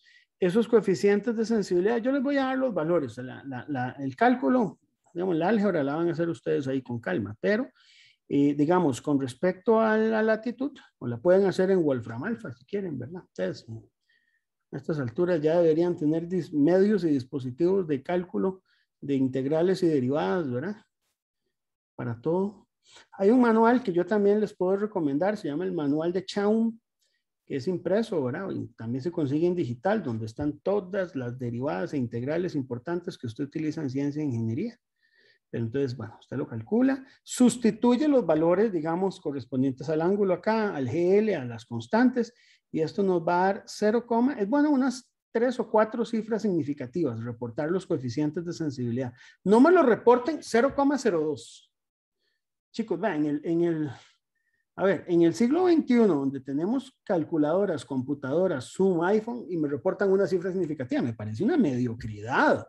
¿Me explico? Me parece una mediocridad. Hacer eso es una falta de, no sé, o sea, usted no va a ver a su mamá en el Día de la Madre sin bañarse, ¿verdad? O sea, es una cuestión de que habla mucho de usted, el uso de las cifras significativas adecuadas. Yo me doy cuenta cuál es su personalidad a partir de la forma en que usted emplea las unidades, los exponentes, no me pongan M3, no, M al cubo es metro cúbico, no M3, ¿verdad? Y el redondeo y el uso adecuado del sistema internacional, ¿verdad? En metrología, usar bien el sistema internacional, el número de cifras adecuadas es como lavarse los dientes. Usted no va a hablar con alguien con la boca que le huela mal. Bueno, usted no va a escribir en unidades del sistema internacional o sin unidades cuando corresponde, o redondeos mal hechos o letras en cursiva. Eso se considera una falta de respeto, ¿verdad? Ahora, después de ese regaño intelectual, saquemos el segundo coeficiente, que es con respecto a la altura ortométrica. Aquí, por ejemplo, la altura ortométrica sería el término menos A, que sería menos 3,086 por 10 a la menos 6, y 1 entre segundo al cuadrado, ¿verdad? Para que las unidades pues ya me queden bien. Estos valores los sustituyo junto con el valor de la incertidumbre de la ecuación y va a ocurrir algo interesantísimo. Vean qué curioso lo que pasa, chicos. Digamos, voy a hacerlo paso a paso. Voy a sustituir, digamos, coeficiente, el valor de la incertidumbre estándar. Entonces, el coeficiente, por ejemplo, me daba 0,01756. Obviamente tiene sus unidades. Y lo multiplico por radianes. Esto va al cuadrado, ¿verdad? Me quedan metros por segundo cuadrado. Ahora sí, voy con el segundo coeficiente.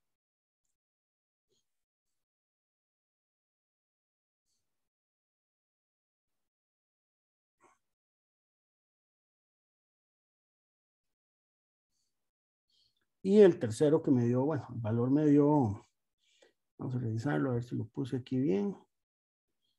Me dio, sí, 5,65. Entonces esto me daría, voy a escribirlo en notación científica, no me gusta mucho, pero nos va a ayudar aquí a entender un poco la magnitud de lo que estamos haciendo, ¿verdad?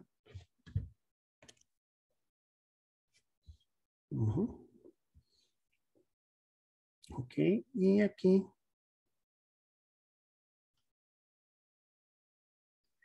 Ok, esto está en metros por segundo al cuadrado, ¿verdad? Las unidades ahí son importantes.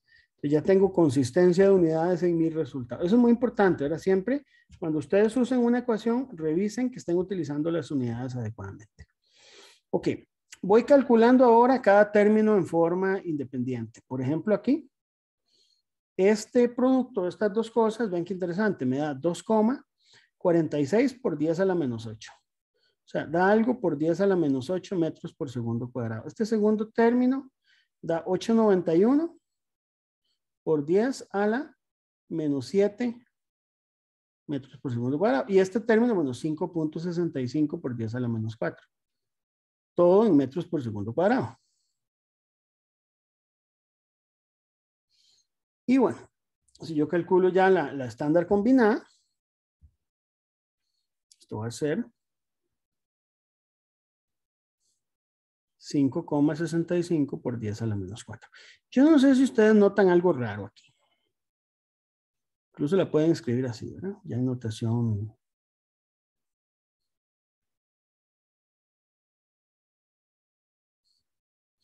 Ok, no sé si ustedes notan algo raro aquí. No sé si lo notan. ¿Qué pasa con las primeras dos contribuciones? Son despreciables respecto a la de la ecuación. Claro, alguien me puede decir, don Raciel, pero es que usted solo metió la resolución, pero no metió otras incertidumbres, y puede tener razón. Bueno, entonces busquemos más información y rehacemos el cálculo. Pero bueno, hasta donde está el cálculo aquí, de repente parece que la incertidumbre por ecuación aporta la mayor de las incertidumbres. Y la incertidumbre de esta ecuación, damas y caballeros, es rectangular. O sea, esta proviene de una distribución rectangular.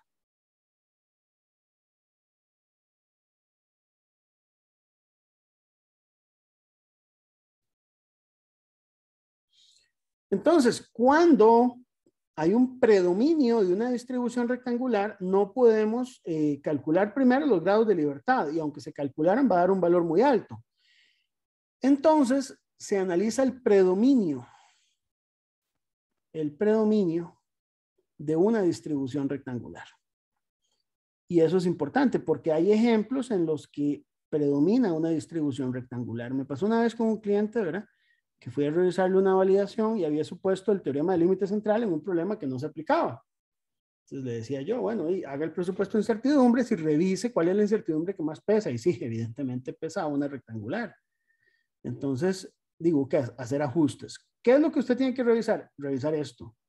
Revisar cuáles son las incertidumbres despreciables y cuál es la predominante. Ya intuitivamente nos damos cuenta que estas dos primeras son despreciables. Entonces usted va a calcular lo que se llama la incertidumbre del resto. Así se llama, incertidumbre del resto, y la vas a dividir entre la incertidumbre de la gravedad local. O sea, la incertidumbre combinada estándar. Esa incertidumbre del resto corresponde a estas dos contribuciones de aquí. Voy a sumarlas geométricamente.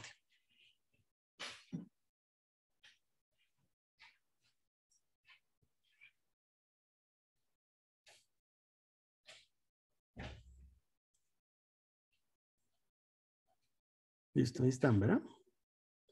O sea, yo hago la suma de las dos contribuciones que yo considero que pueden ser despreciables. Solo de las que yo considero despreciables. Y las divido entre la incertidumbre estándar combinada total. No la que es predominante, ¿verdad? Aunque aquí son iguales, pero yo la divido entre la incertidumbre combinada, digamos, estándar, que en este caso es 0,000565. Obviamente se cancelan las unidades. Esto es metro por segundo cuadrado y esto también da metro entre segundo cuadrado. Entonces, si me permiten ustedes, no las voy a escribir porque esto da dimensional y esto me da este valor. ¿Cómo sé yo cuando un conjunto de incertidumbres es despreciable? Cuando esta relación me da menor a 0,3. Cuando esta relación me da menor a 0,3 o incluso igual a 0,3, yo puedo decir que estas incertidumbres que yo tengo aquí en este resto, en estas de acá, las puedo considerar despreciables.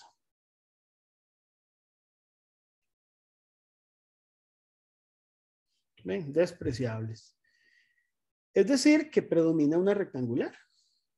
Cuando predomina una distribución rectangular, las reglas del juego cambian aquí. Ya no podemos utilizar un factor de cobertura de K igual 2. Entonces, ¿qué hacemos? Entonces, lo que hacemos cuando predomina una rectangular,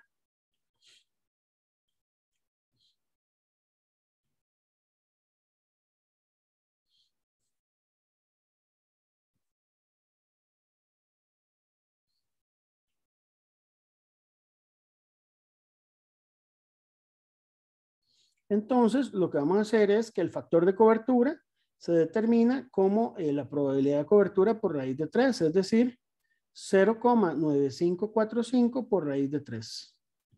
Y eso nos da 1,65. Por lo tanto, la incertidumbre expandida, ¿cómo la vamos a calcular? La incertidumbre expandida la vamos a calcular multiplicando el factor de cobertura por la incertidumbre de estándar combinada, digamos, de la gravedad local. El factor de cobertura ahora es 1,65. La incertidumbre estándar combinada me está dando 565 metros por segundo cuadrado. Yo debo reportar la incertidumbre expandida, que es la que obtengo de este producto, con 2 cifras significativas. Entonces me queda así. Debo dejar un espacio cada 3 decimales por el uso correcto del sistema internacional y otro con las unidades, ¿verdad? Y entonces la gravedad local, vamos a ver, yo había reportado el mejor estimador con 5 decimales, entonces sí me alcanzan, no necesito recalcular más. Me daba así, ¿verdad? Y la incertidumbre expandida me da 93, ¿verdad? Entonces aquí, esto en metros por segundo al cuadrado, necesito que haya consistencia decimal. Si yo aquí utilizo 5 decimales, aquí tengo que usar 5 decimales. Pero la incertidumbre expandida debe ser reportada con 2 cifras significativas. El mensurando no. El mensurando puede tener más o menos cifras significativas, pero la incertidumbre expandida debe tener 2 cifras significativas. El factor de cobertura es de 1,65 en este caso. El tipo de distribución sería una distribución rectangular. Y la probabilidad de cobertura es de un 95,45%, ¿verdad?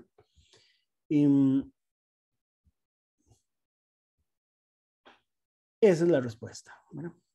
Ahora, esa es la respuesta en el esfuerzo que yo hice. Ustedes tienen derecho de opinar que sientan que mi esfuerzo no fue suficiente, que yo hice un esfuerzo pobre. Porque, don Raciel, usted está considerando solo las resoluciones, ¿sí? Así cualquiera juega. Debería haber hecho un esfuerzo mayor y ver un poquito más la propia incertidumbre del sistema de medida, del Google Maps o del Google Earth o del GPS, sí, tiene razón. La experiencia, si les digo algo, y esto es la experiencia, pero la experiencia es mi experiencia. Usted tiene que generar su propia experiencia. Es que la incertidumbre que usualmente más afecta es la incertidumbre asociada al error de la ecuación en este tipo de cálculos. Si uno quiere, digamos, refinar el cálculo de la gravedad local, lo que yo recomiendo es hacer estudios gravimétricos. Entonces, por ejemplo, aquí el ICE realiza estudios gravimétricos en la zona, por ejemplo, donde se encuentran los pozos geotérmicos. Hay un grupo de geólogos con gravímetros, ¿verdad?, que te permiten determinar el valor, por ejemplo, lo que llamamos un mojón, que es un punto fijo, y ahí poder medir el valor de gravedad local. Justamente la Escuela de Topografía, ahí en la Facultad de Ingeniería, hizo un estudio y determinó el valor de uno de los puntos de ese mojón por ahí, ¿verdad? Y podría uno compararlo con este. Puede haber una pequeña diferencia porque el mojón está como en una distancia de 200 o 300 metros. De hecho, el punto de gravedad local se midió al puro frente de la Facultad de Ingeniería, de donde está la parada de buses yendo hacia Ciencias Sociales, más o menos unos 50 metros ahí, yendo hacia Ciencias Sociales, donde hay una alcantarilla por ahí se midió un punto para hacer un mapeo de gravedad local con microgravímetros, ¿verdad? Y entonces, claro, uno podría comparar ese valor con el que obtuvo con esta ecuación y ver si existe o no existe un sesgo, ¿verdad? Entonces, es bueno que usted se autoanalice, ¿verdad? Y uno podría analizar e incluir un poquito una incertidumbre un poquito más robusta, si es lo que usted quiere, ¿verdad? Incluso, digamos, aquí hay detalles también de estilo, señores. Por ejemplo, hay gente, no es mi estilo, pero hay gente un poquito más conservadora que esto te lo hubiera reportado así. Vamos a ver qué les parece. 9,778 más menos 0,001. No está mal, no está mal. Está redondeando hacia arriba la incertidumbre. La está limitando a una cifra cuando está prácticamente cero. Entonces no anda mal del todo. ¿verdad? Y es otro estilo también de reportarlo, un poquito más conservador. La gente te entiende mejor ese valor que el que está aquí arriba, ¿verdad? Señor, mi estilo tal vez es lo que está arriba, ¿verdad? El que está en rojo. Pero esta de acá no es que esté del todo mal. El tema es que si usted va a hacer un esfuerzo para calcular una incertidumbre expandida con dos cifras significativas, haciendo todo un análisis, aplicando ley de propagación de incertidumbre, evaluando el cumplimiento del límite central, al menos luzca su incertidumbre con dos cifras significativas, ¿verdad? Para que pueda tener un poco más de precisión en su resultado, ¿verdad? No sé, piénsenlo, eso es como que usted llegue y a la fiesta más importante del año y usted se compró el mejor vestido, los mejores zapatos, no sé, la mejor camisa y no se la ponga porque quiere ponérsela de todos los días. Bueno, usted está en la libertad de hacerlo, pero en el fondo, como esto es como se impregna una parte personal dentro del cálculo, es bueno que ustedes traten de reportarlo bien y con la precisión adecuada. ¿Cómo estamos hasta aquí, chicos? Profe, ¿podría poner la pizarra anterior a esta un segundo, por favor? Claro, claro, con mucho gusto. Vamos a ver. Ok, gracias. Perfecto. Ya listo, eso era, gracias. Eso era. Bueno, está bien. Quiero ver un tercer ejemplo y hacer una discusión adicional, ¿verdad? Este ejemplo es un ejemplo muy sencillo. Lo voy a hacer un poquito más rápido, así que no me voy a gastar media hora en esto. Va a ser muy sencillo. ¿En qué consiste este ejemplo? Puede ser un ejemplo muy trivial, pero yo pienso que nos puede siempre enseñar algo nuevo. Este ejemplo 3 es calcular algo que incluso ustedes pueden hacer en sus casas, el área de un billete de 2,000 colones. ¿Verdad? El área de un billete de 2,000 colones. Ok, entonces, para ello, ¿qué tengo yo? Y lo que tengo es una reglita. Vamos a ver, les enseño esta reglita de aquí.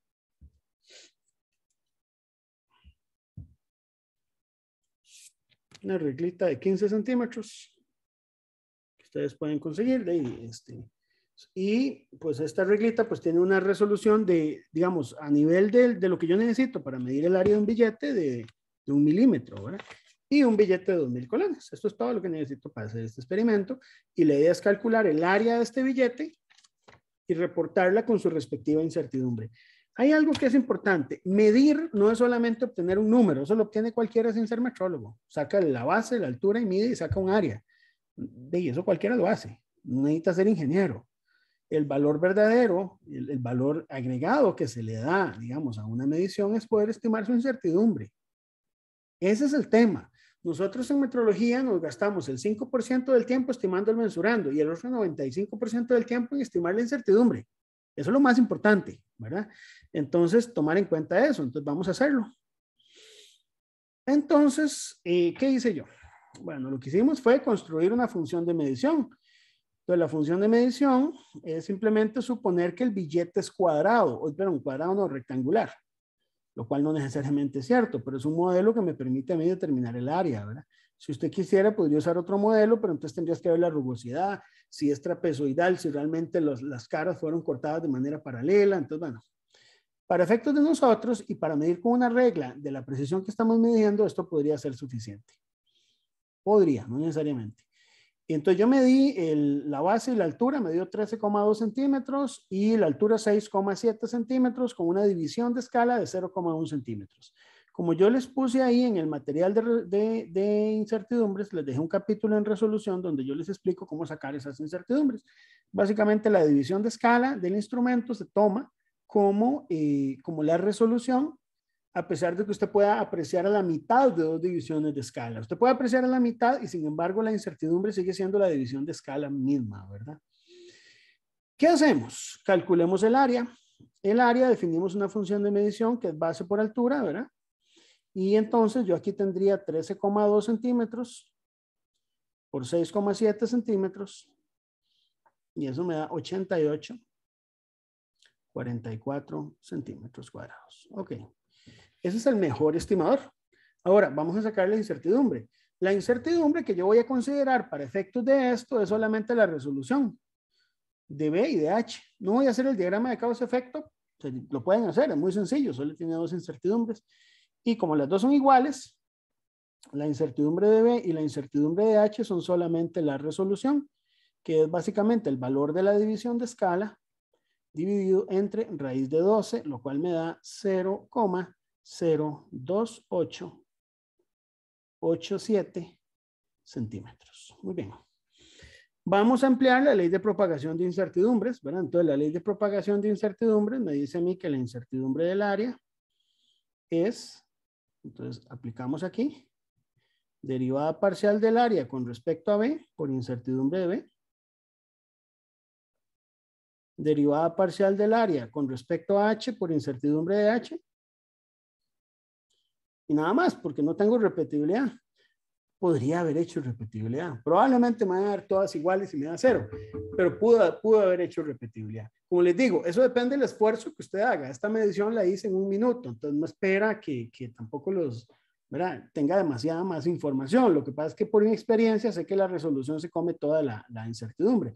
Yo pude haber utilizado un amplificador, una lupa de amplificación, entonces ya ahí puedo mejorar un poco la incertidumbre, pero no lo hice. Sabemos que la derivada parcial de A con respecto a B es H.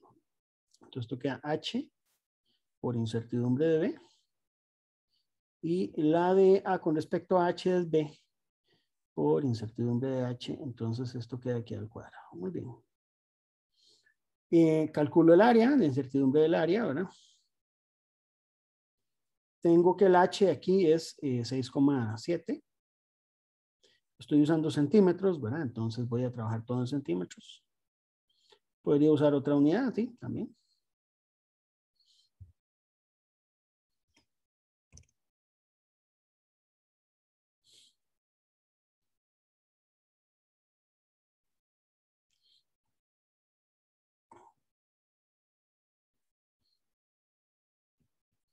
Muy bien. Voy a calcular, esto está en centímetros, ¿verdad? Calculo por separado cada una de las contribuciones, chicos. Esto sería 0,1934 al cuadrado. Y esto es 0,3811 al cuadrado. Y esto en centímetros. Esto está fuera de la raíz, ¿verdad? Así, para que no.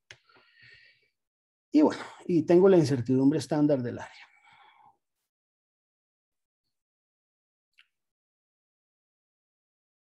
Voy a reportarla con 4 cifras significativas. Ya eso es suficiente. ¿Verdad? Cuadrados aquí, ¿verdad? Me faltó el cuadrado. Centímetros cuadrados, ¿verdad? Ok. Entonces, ahí tengo el resultado de la incertidumbre estándar. Ahora vamos a evaluar el cumplimiento del teorema de límite central. ¿Qué significa eso? Bueno, ¿qué factor de cobertura uso para sacar la incertidumbre expandida? Eso es el análisis del teorema de límite central.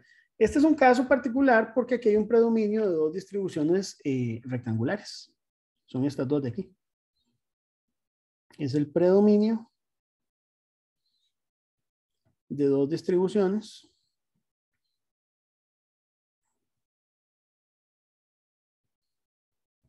rectangulares. Entonces, ¿qué pasa aquí? Vamos al concepto importante.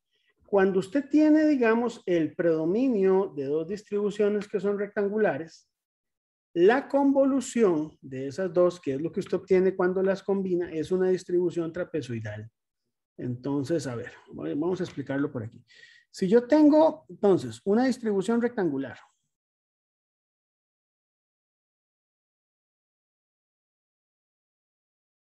y la combino con otra distribución rectangular, no sé, puede ser que esta otra rectangular y sea un poquito más intensa, ¿verdad? Tenga un menor nivel de dispersión, no sé. Eso me va a dar como resultado una distribución que es trapezoidal, que tiene esta forma. Ok, la trapezoidal es una distribución tal vez que uno no ve comúnmente, no se la topa en todo lado. Bueno, aquí sí. La distribución trapezoidal es un caso más general de una distribución triangular. La triangular es un caso específico de la distribución trapezoidal y la rectangular es un caso también particular de esta distribución trapezoidal. Y eso se caracteriza por algo que se llama el valor de beta. Entonces vamos a ver. Esta incertidumbre tiene un tamaño, vamos a llamarla A1, y esta otro tamaño que es A2, que es el semi-intervalo. Entonces hay un parámetro dimensional llamado el beta, que sirve para caracterizar las distribuciones trapezoidales, que es la diferencia en valor absoluto de los A's sobre su suma. Entonces, a ver, ahí en el material que yo les di, yo les digo, ¿verdad? En el capítulo 3 se dice, bueno, hay que calcular el valor de beta y hay que compararlo contra un parámetro que es el P entre 2 menos P. El P entre 2 menos P, el P es la probabilidad de cobertura.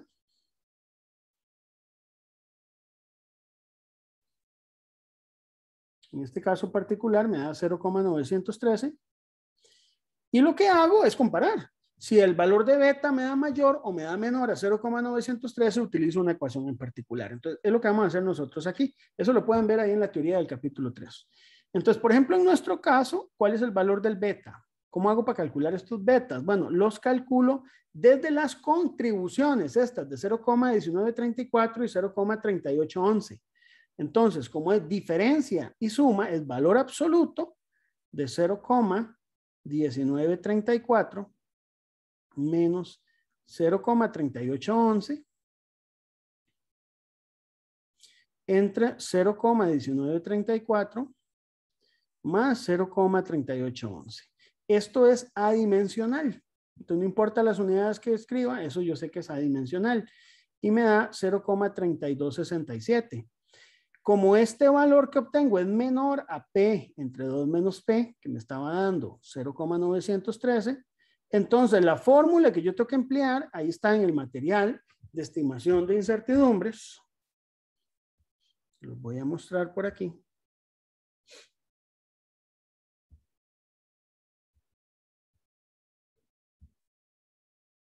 Aquí está el material, ¿verdad? Ustedes lo pueden ver. Entonces, al puro final, ahí les explico predominio de dos componentes rectangulares y ahí están las dos relaciones. Las ecuaciones 61 y 62. Una se utiliza cuando el beta es mayor que P entre 2 menos P, no es nuestro caso. Y esta otra que está aquí, la 62, se utiliza cuando el valor de beta es menor o igual que P entre 2 menos P. En nuestro caso es menor a P entre 2 menos P. Esta ecuación 62 es la que vamos a emplear. ¿Ok? Entonces, volvamos aquí.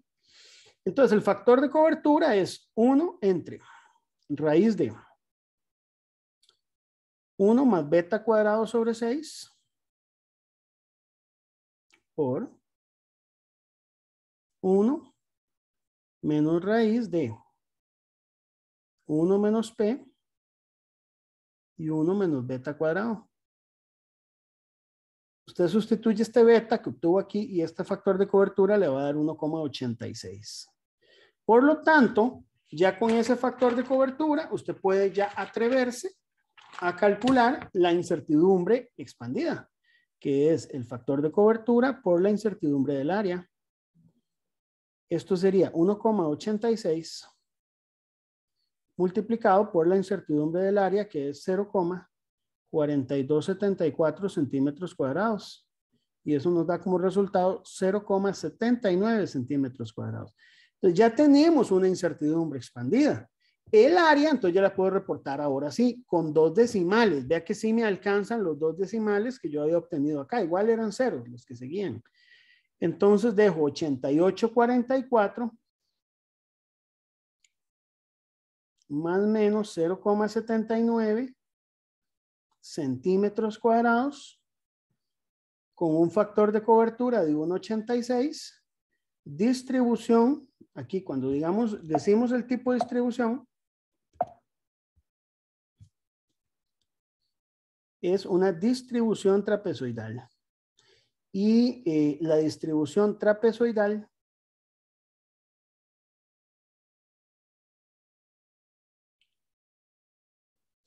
lleva un beta, ¿verdad? Debes decir el valor de beta. Voy a reportarlo como Voy a reportarlo con 3 cifras significativas. O sea, si usted dice trapezoidal, tiene que decir cuál tipo de trapezoidal, porque hay muchos tipos de distribución trapezoidal. Bueno, la de beta 0,327 y una probabilidad de cobertura del 95,45%. Muchas veces, digamos, a nivel de reporte, uno lo que hace es que escribe un parrafito explicando todo esto. Para efectos del curso, yo lo hago así, ¿verdad? Para sintetizar el resultado. Pero uno podría escribir un parrafito que le permita a uno escribir, pues, sintetizar toda esa información. Calculamos el área de un billete.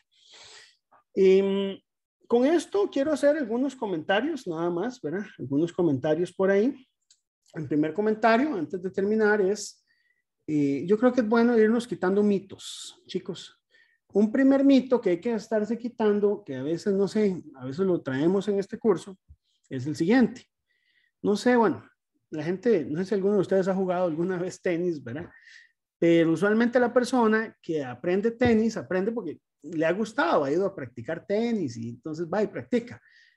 Pero en el proceso de que practica no es profesional, entonces empieza a desarrollar técnicas muy propias que muchas veces son contraproducentes y que más bien hay que quitarse esas cosas y que desaprenderlas para aprender las técnicas correctas para hacer las cosas. Entonces, a veces me pasa eso en este curso.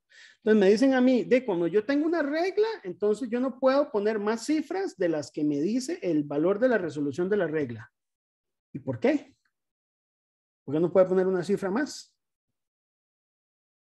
Y eso es un mito. Realmente la cantidad de cifras te las da la incertidumbre expandida. La incertidumbre expandida, sí, no debe reportarse con más de 2 cifras significativas y debe haber consistencia decimal. Si para esa consistencia decimal necesitamos sacar más cifras, sáquelas, ¿verdad? Entonces, esas son cosas que tenemos que ir aprendiendo también, ¿verdad? ¿Está bien?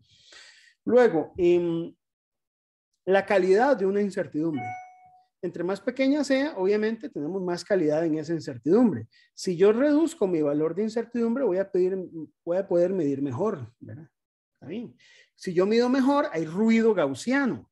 Entonces viene este tema, otro mito. Yo llegué y utilicé una balanza súper fina, un termómetro súper fino y nunca me estabilizó el valor. Entonces está malo el termómetro. No, el que está malo es usted que no sabe estadística.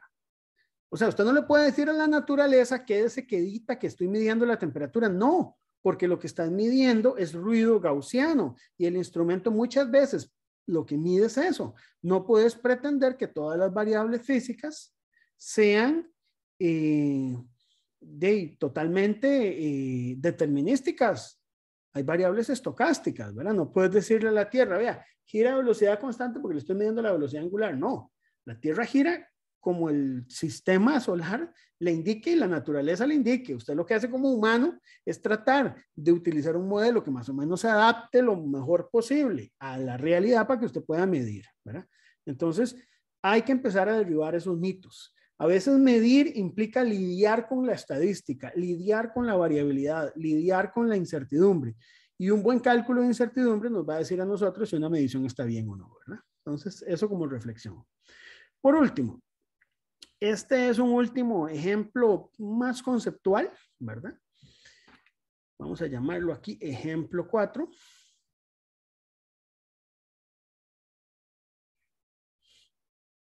Y es un ejemplo solo conceptual, no es numérico.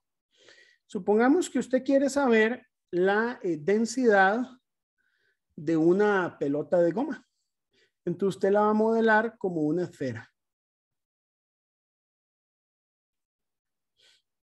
Entonces usted puede hacerlo en su casa, ¿verdad? ¿Qué necesita? Una pelota de goma, de las que usted puede sacar ahí en las maquinitas de juguetes, ¿verdad? O la que usted quiera.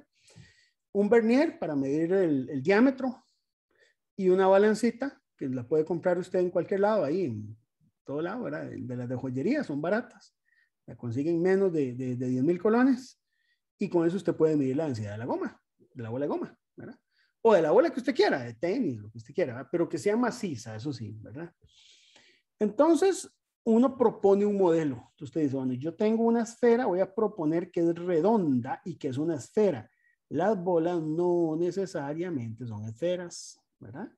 Es un modelo. O sea, nosotros como seres humanos usamos modelos para aproximar la realidad. Eso es lo que hacemos. ¿Los modelos son o no ciertos? No se sabe, ¿verdad? Pero esa es la forma en que se hace ciencia. La forma en que se hace ciencia es con modelos. Los modelos, conforme usted aprende, puede irlos mejorando, ¿verdad? Entonces, vamos a ver. Usted va a medir el diámetro y va a medir la masa. Y vamos a esperar de esta masa sacar una incertidumbre estándar de la masa. No sé, usted va a hacer un esfuerzo, sacar la repetibilidad, qué sé yo, la resolución, la calibración, no sé.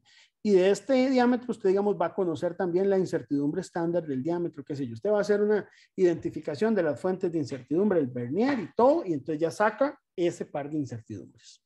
Y usted dice, bueno, yo sé que la densidad de una bola de goma, entonces la puedo determinar dividiendo la masa entre el volumen en un modelo a primer nivel, ¿verdad? Donde la masa la mido directamente, pero el volumen no lo mido, lo que mido es el diámetro. Entonces yo recuerdo que el volumen de una esfera es 4/3 de pi por el radio al cuadrado, pero el radio es la mitad del diámetro, entonces debo dividirlo entre 2, ¿verdad? Aquí al cubo, pero al cubo, para que me quede bien, ¿verdad? Dije al cuadrado, ahí me disculpo, es al cubo, ¿verdad? Esto le puedo aplicar un poquillo de álgebra, ¿verdad? Aquí yo puedo elevar esto da 8, cancelo con 4 da 2, y me queda entonces una función de medición que sería 6 veces el valor de masa entre pi por el diámetro del cubo, ¿verdad? Ahí está. Entonces tengo esta como función de medición. Yo podría aplicar la ley de propagación de incertidumbres y determinar el valor de masa en función, el valor de densidad en función de la masa y en función del diámetro. No lo voy a hacer.